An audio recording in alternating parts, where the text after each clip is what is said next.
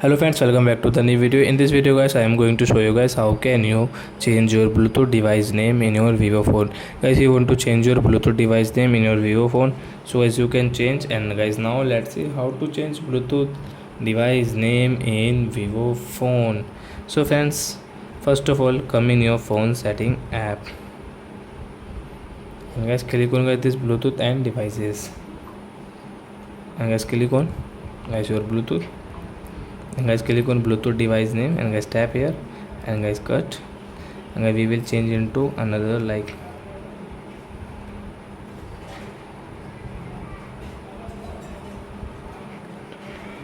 and guys rename.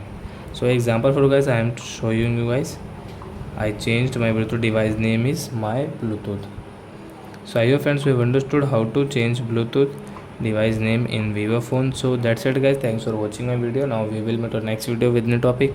Before going, please go and like my video, subscribe my channel. Bye bye friends.